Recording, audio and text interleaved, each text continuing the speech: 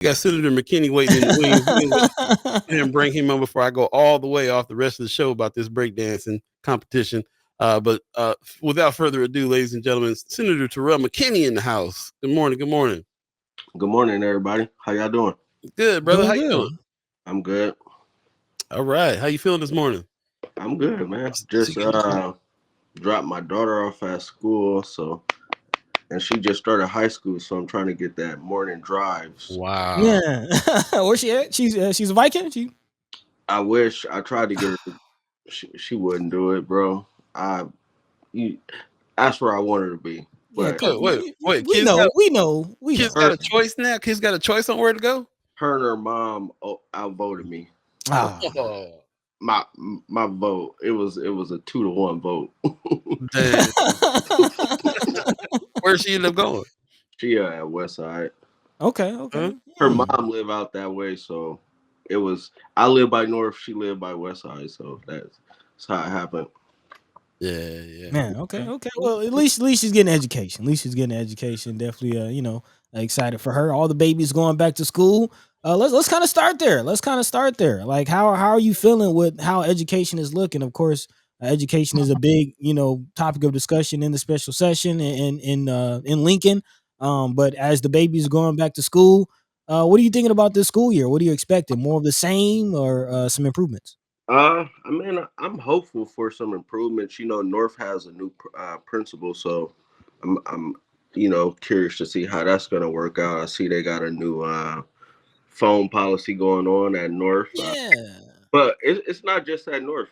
My West Side got the same policy, and I realized a lot more high schools across the state got the same policy. So it's not just a North thing. I think other schools are trying to adapt to it and trying to make sure, like, overall students are getting educated and spending less times on their phone. Because I walk through the schools, and all you see is kids just walking in the halls with their heads in their phones.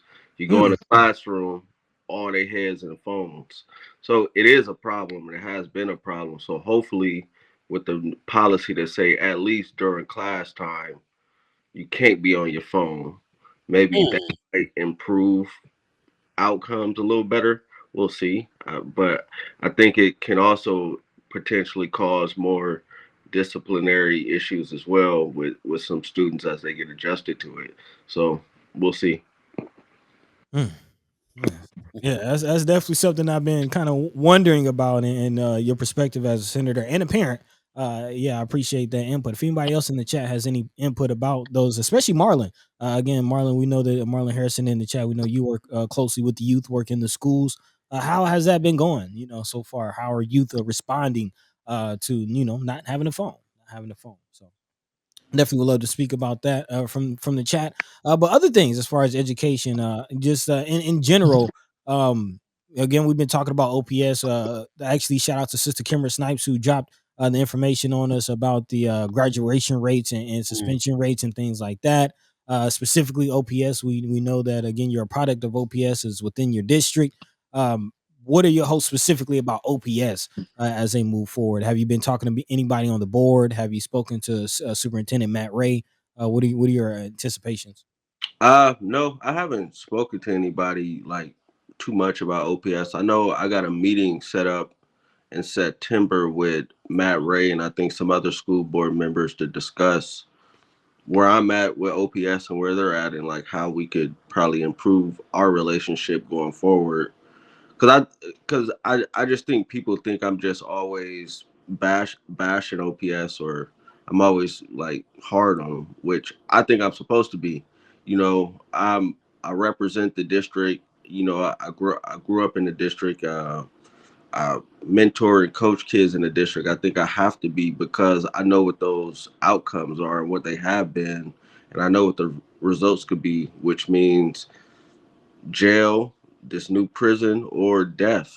So I'm going to be hard because if not, the system is going to continue to fail our kids. But I don't want to have to just keep going back and forth with them. I would hope that it could be a better relationship to where we could engage and I could be a better advocate with or a partner with them in the legislature to make sure that whatever I'm doing down there is helping them as well to improve the outcome for our kids. But anytime I feel like they ain't doing something right, I'm gonna speak up about it. That's just my job. But I want to have to always be in that position because I would hope that they're doing better at their jobs as well. And if I'm doing something, I want them to tell me, "Hey, this ain't helping us," as well. So I'm cool with that. Big time. Sister Kimmer Snipe in the chat asking who initiated that meeting. I think somebody from the superintendent's office, or I think Jane Erdenberger. Somebody did, but they reached out. And, Okay. Okay. Okay. Kind of where are you with OPS? I know you had mentioned kind of see if where y'all are, or just kind of how are you feeling about it right now? Just excited. Right now, where I'm at with OPS is still the district that has failed the most black kids in history in the state of Nebraska. OPS is still the district that educates the majority of kids from black, brown, and other ethnic backgrounds. So for me, OPS has to be better because in a legislature they look at OPS as like this big boogeyman that gets all this money but doesn't have good outcomes.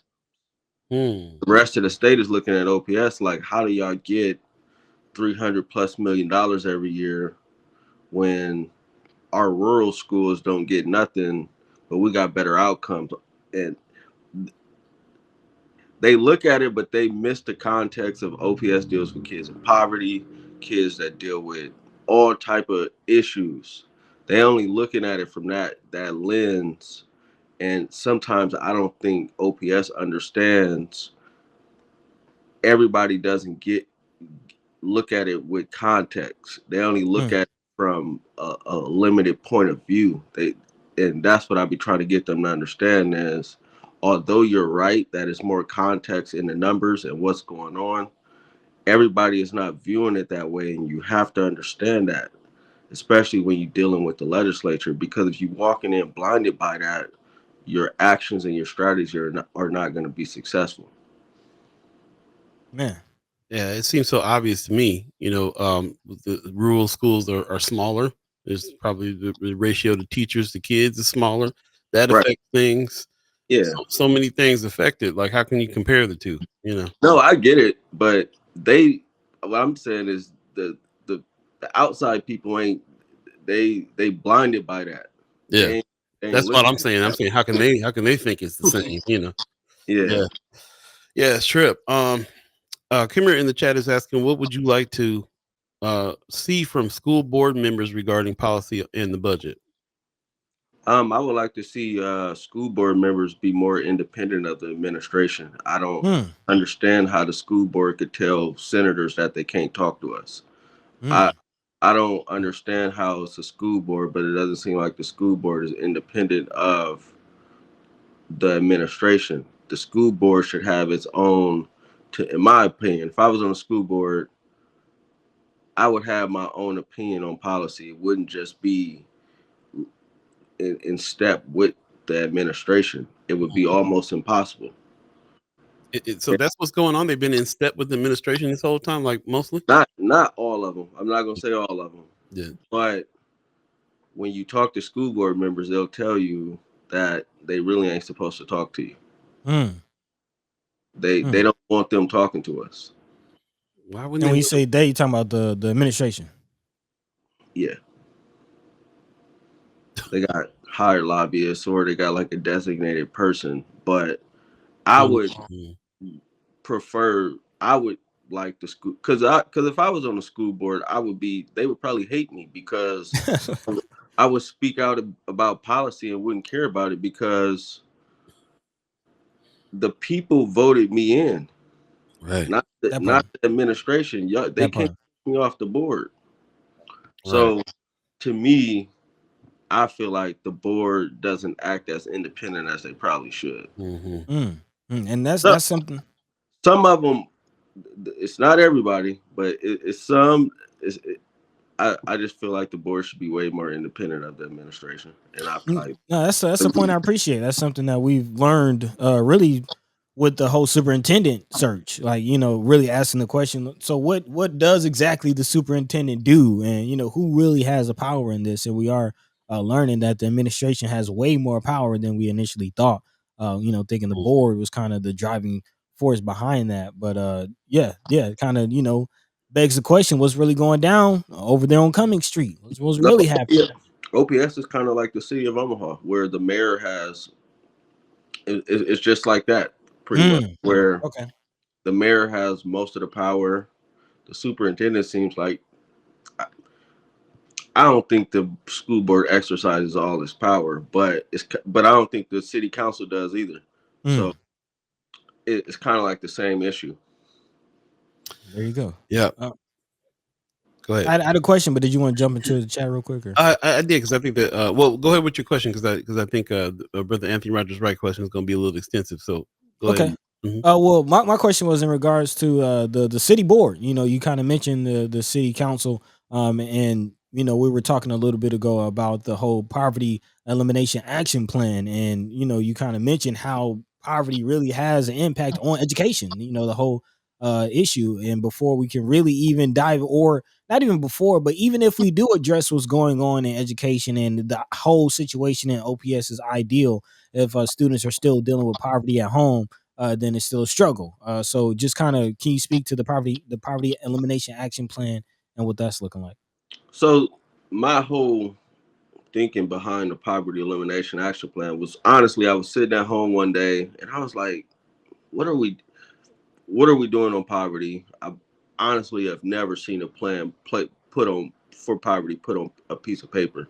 Honestly speaking, in my lifetime, I've always heard we need to solve poverty. Poverty is a horrible issue that is never ending and never being solved or whatever. So I decided to bring the bill to do a poverty elimination action plan for all cities across the state to do a poverty elimination action plan.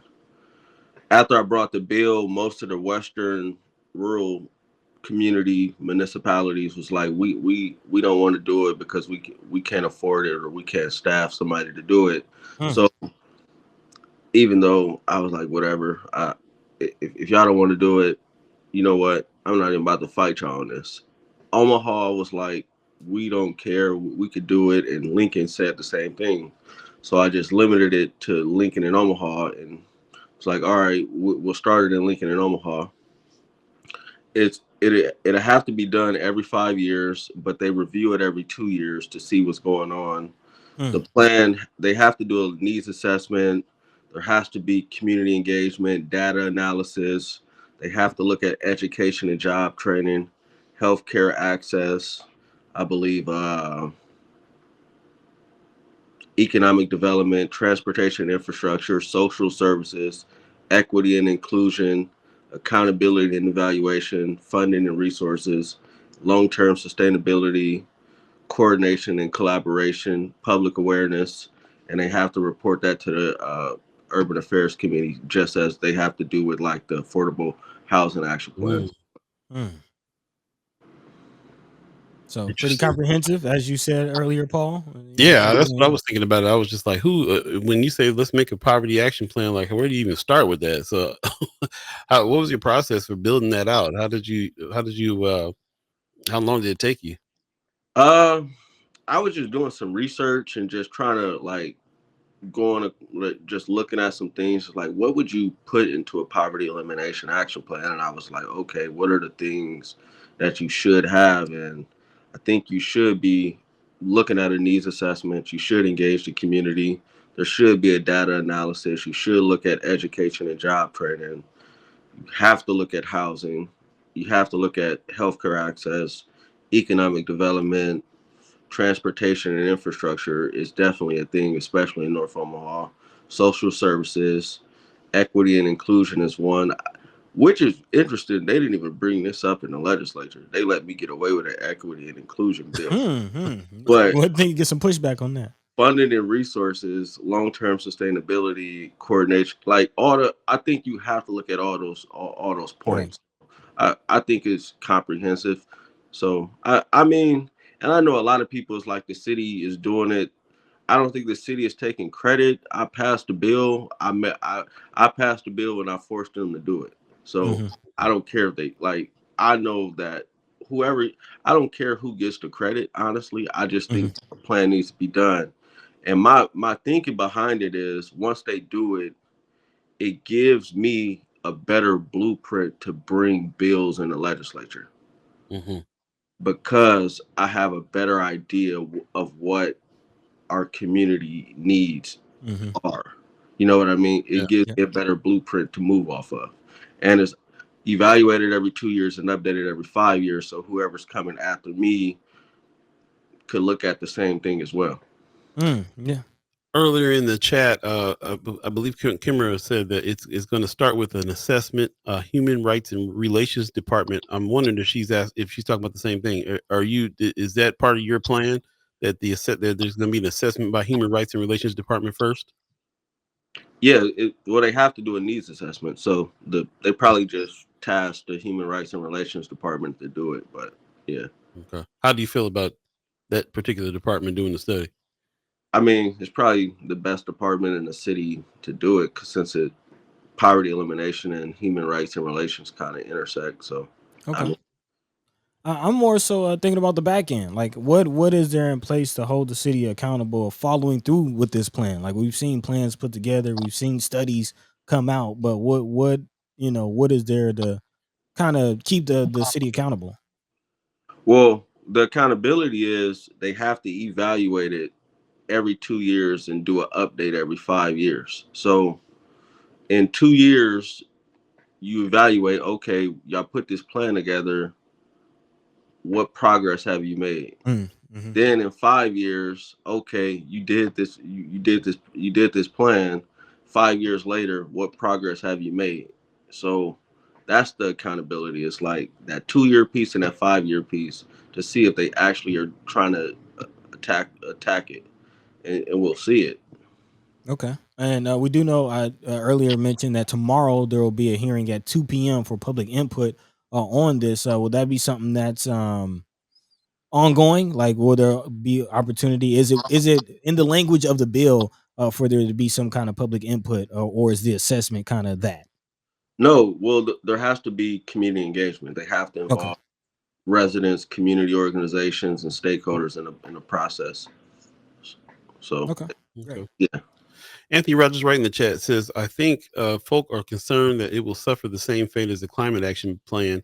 35-minute storm proved that Omaha is not even close to prepare for the worst impacts of the climate crisis, which also includes increased poverty. That's an interesting comment. And Anthony, I understand that. I think from what I would say from my perspective, my point of it is to get a plan in place so from a legislative perspective, I could have a better idea of what bills to bring. The second piece to that is next year is city elections. Hold those city council people accountable to the plan. Say, you running for city council or the mayor's running for re-election, what are you going to do to address this poverty elimination action plan? I think we got to hold them accountable. Yes, I agree with you. If you just let them not do nothing, they're not going to do anything. Right. But there has to be some accountability there, especially with these city elections next year. We gotta push them on this because I know it's not perfect, and I know it's not a perfect system where it's just they're gonna automatically just be willing to just start changing overnight. Right. It has to be some accountability. So I get that, and I understand that too. But from my perspective, I think it'll help guide me better on what bills to bring. But I think also from a city perspective, that means you should be able to push your city council people and the mayor when especially like the budget, when they're allocating dollars. Well, how could you allocate dollars this way when y'all just did this poverty elimination action plan and it's saying the needs are this? Right. Your budget ain't reflecting the needs. So, Man, that's you giving us some strong points to have to really that's the way to pay attention to this is to really run it through that for our own selves. Is the mayor addressing this, or these legislators or the city that's a great way to look at that. I'm actually going to write that down because I think that's as I build this list of questions and assessments that I want to have for the elected officials in next year, like you're saying, that's definitely one of the criteria that I'm gonna have to I'm gonna put in a little list of things that I got to ask them about. Man, So yeah, that makes a lot of sense, man. I appreciate that. yeah. Matthew Miller Jenkins says perfection is the enemy of progress and also a staple of white supremacy. Accountability is a massive step in the right direction. Yes, I yes. appreciate that comment. I also appreciate the fact that you put things in place here like the 2-year assessment, 5-year, in order to do that, to hold people accountable. And also this act that you had to push it to make it a law for them to do it. They weren't going to just do it, so now they're being made to do it, and now the part of this now is to hold them accountable to that law. So Man, big time. yeah, Big time. So yeah, actually speaking of that, I do want to jump into the Inland Port Authority conversation because it's right along with that same conversation. But I did want to acknowledge a question that Brother Anthony Rogers Wright had about the whole teacher situation. yeah. If we was going to He jump back into that, there's a couple questions I want to get in there. Go ahead. Yeah, he doubled back about the for teachers having the right to strike. He's asking. He says, "What about giving teachers the right to strike? Can we expect to see some legislation on that front? That teachers in this state can't strike says a lot about the state and the lack of workers' power. Will the senator consider a bill giving teachers the right to strike? What say you?" Yeah, I mean, I wouldn't be objective to it or like Hmm. opposed to it. Um, so I'm open to the conversation of bringing a bill to do it. I don't have an issue with it at all. Like, I'm not the guy that's hesitant to bring a bill that's going to stir up some conversation or some mess. I think we have to be bold and push the agenda, because what I've learned in the legislature is like a closed mouth don't get fed. Like, at Hmm. least, and you just got to keep trying. So I mean, it's nothing I would be opposed to. Would Or you try to have one up? yeah, Yeah, I wouldn't have a problem doing it. that's what's Even up. though I don't know if teachers actually like me, but I'm another sure there's some. I'm I sure can there's some. tell you, conversation for another day. But it is, I would do it just because I believe in that. But it is what it is. I'll tell you from our experience of the teachers that we talked to that were real quiet about conditions because they were fearing backlash, Yeah, yeah. didn't want to lose their jobs. They would love a little bit of of power to be able to do something like strike. I'm quite sure, Yeah. without fear, fear of retaliation. So might be a bill to look into for sure. Anthony Rogers Wright says the three red states got the best reforms in generation because of teacher strikes. We should be able to do the same here. So Okay. yeah, Standing on the power of the strike. love that. Whitney Richardson in the chat. Good morning. I Hey. appreciate you coming on in. Says I think it's pretty brilliant to put the data all on paper to try to set some accountability on poverty. You don't see people talking about poverty enough. Nope. Going back to your poverty bill. So shout out to you got the cosign there from Miss Richardson, which is really cool. Like I said, man, I'm really impressed by the fact that that you even knew how to jump in there and tackle this issue and really kind of put a plan together. That is a plan if they follow, and if we help follow by holding them accountable, can actually work. Mm-hmm. So I think it's I think it's pretty brilliant. Yeah. Um, Also, going back to that teacher strike bill, I believe Benjamin Miller Jenkins is saying. So, if the bill was drafted, would you support it? There you go. All thumbs up. There you Yeah, go. There you go. Let's sure. do it. Let's do it. Okay. So yeah, I do want to pivot into this next thing, talking about the Inland Port Authority, because it goes right along with all of those conversations. Again, to my understanding, the whole idea behind that is to address poverty, and if you address poverty, that's going to help kids, care a little bit more about school. So it's going to help in the education, but in many other areas. And of course, the news is reporting that the Community Advisory Committee application is open. There's some questions about how that process works. One being who kind of decides, like once these applications goes in, who goes through them, who makes the decision, who is kind of being the ones in charge of selecting this committee. The board is not the mayor's office. The Okay. like, Okay. the Inland Port Authority is independent of the mayor's office. Like, the only person that's connected to the mayor's office that's on the board is Tom Warren. But outside of that, the Inland Port Authority is independent of the mayor's office. Mm. And if remind us who else is on the board. I know you mentioned you're the chair. I believe Carmen Tapio is on it. You just said Warren. L. Phillips, Mike Reedman, Mike Helgerson, Brooke Aiken, Jake Hoppy, Ernest White. Okay. That might be it. Okay.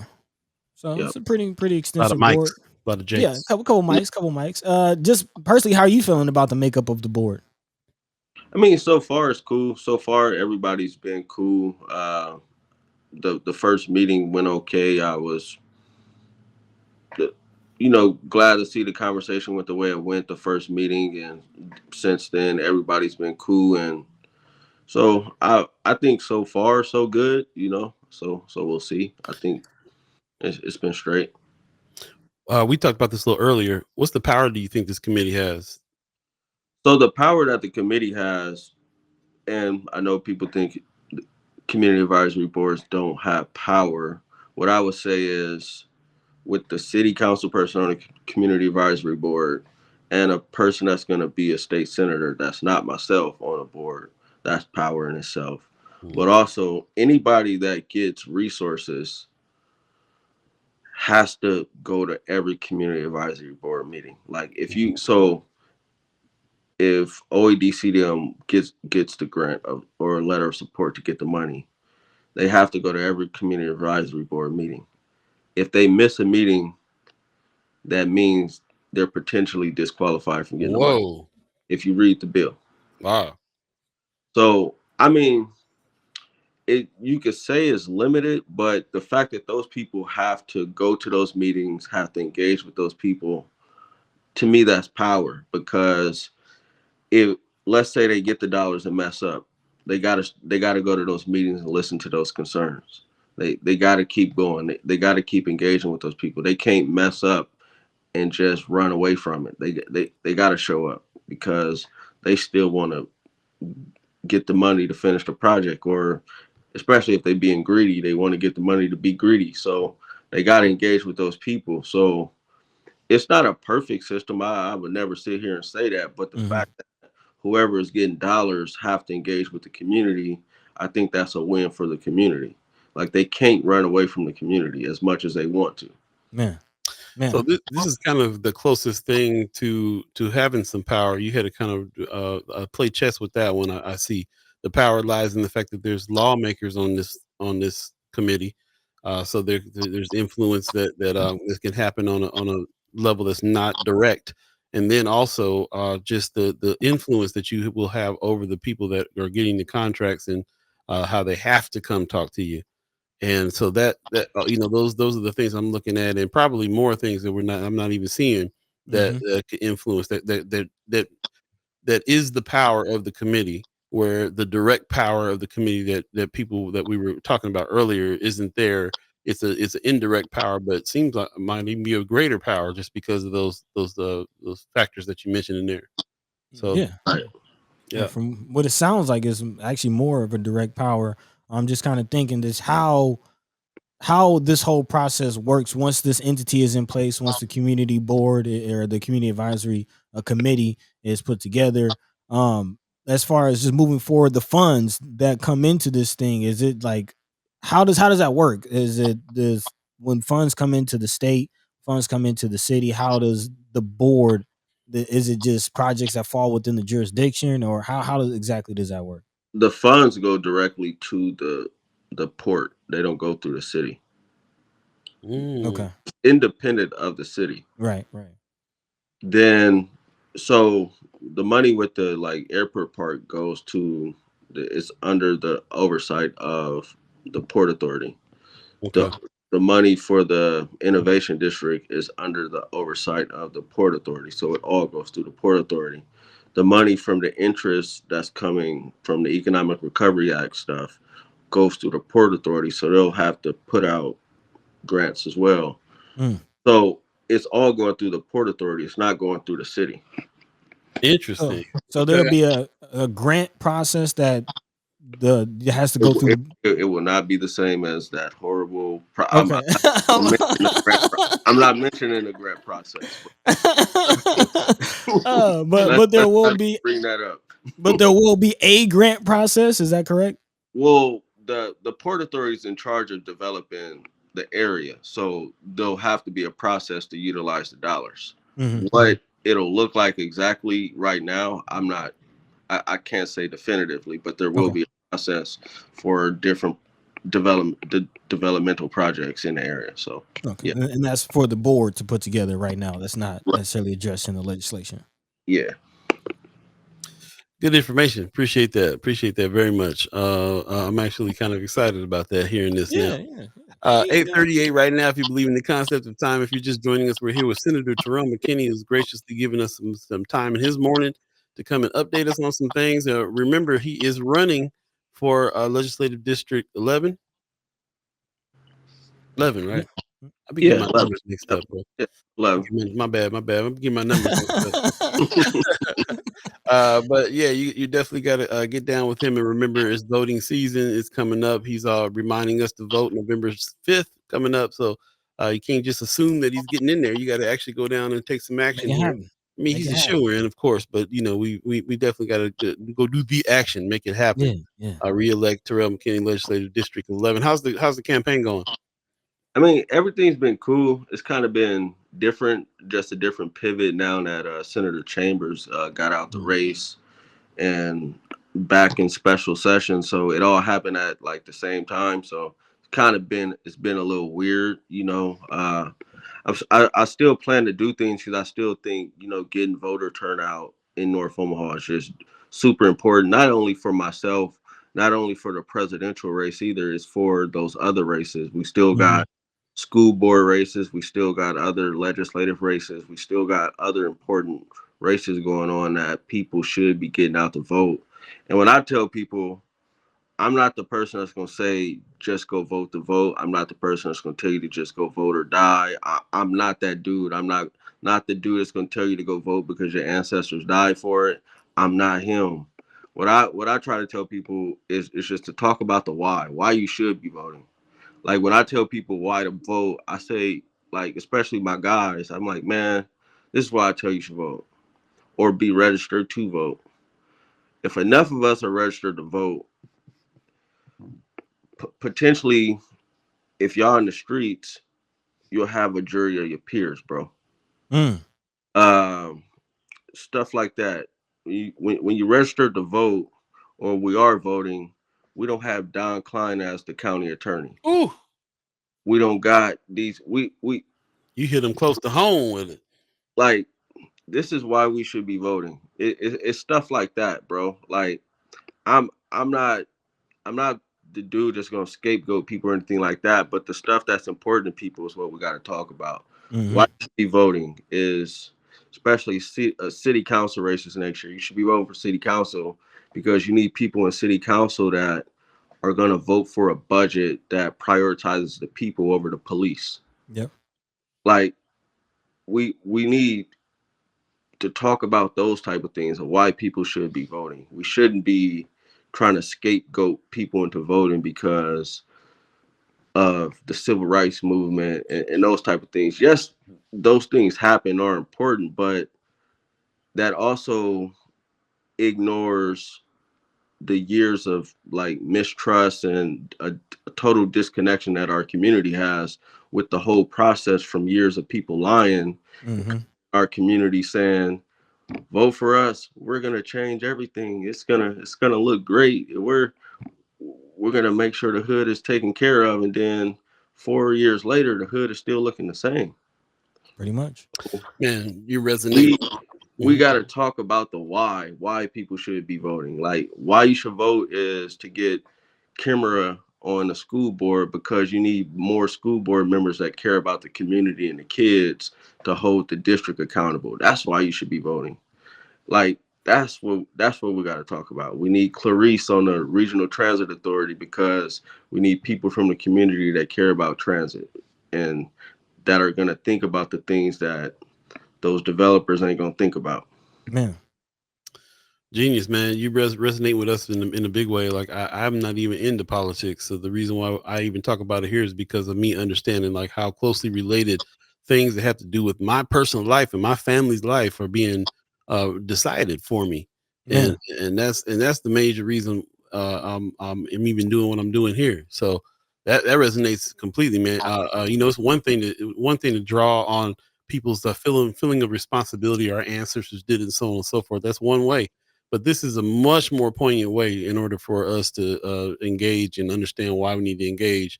And being as though you're in the community, you talk to folks, you know what some of their issues are, some of their problems are. Personally, you're thinking about what's happening in your own family, my own family.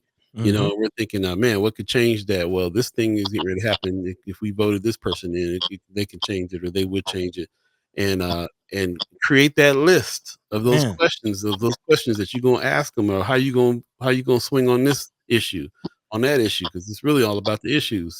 yeah, So I'm glad that I'm learning what I'm learning and formulating those questions, and I can judge the people that I'm trying to bring in and out off of that evaluation. So I really appreciate you saying that. That's yeah. huge. Yeah, shout out to Sister Kimra. She kind of gave us a language for that as well. Issue-based organizing. So, yeah, man, Boom. big time, big time. Anthony Rogers, right? Real quick, municipal PSC and county commissioners are the three seats that impact your everyday lives. It's also up to the political party machines to do as much for local elections as they do for federal elections. The GOP operates bottoms up. Bottoms up. The Dems operate top down. He says that is a major problem. It's been a problem. It's been a major problem. So yeah, we're gonna keep on resonating with you on this particular subject as well. So we really appreciate you coming in, talking about those individual things that are happening that we need to be taking note of and holding people accountable to, and that's the reason why. So I'm definitely down for the get out the vote message based on the criteria you're talking about. That makes perfect sense to me. Yeah, man. Yeah, man. So, you have any campaign events coming up or anything coming up we should look out for? No, I'm planning something like another like people power session, but I want to like try to invite other like candidates that's running in North Omaha to come as well Okay. to get people to engage with people. So I'm working on something like that because I don't think people. The other issue with elections and turnout is people don't know who's running all the time. Hmm. Mm-hmm. Mm-hmm. And I think I want to do as much as I can to make sure that the people know who's running in our community and why they should be voting for them or why they shouldn't be voting for them. So Also, not just the people. I think you might have posted about this, but making sure that voters are aware of ballot initiatives as well. Is there any conversation or any plans to spread that information? yeah, I want to talk about those too. That at the like the session I plan. I don't know when exactly it's gonna be. It'll probably be in September. I want to do it in August, but because of this ever changing special session and we don't we don't even know when we're gonna be done. It's just a mess. Really? I mean, Okay. hopefully this week, but we don't know. And then I don't know, man. It's just Yeah. they keep delaying days and they I don't mean, got written. speaking of that, we are running short on time, but are you planning to going down to Lincoln today? It's reported that the debates are supposed to kick back up today. I see you look like you at the house right now.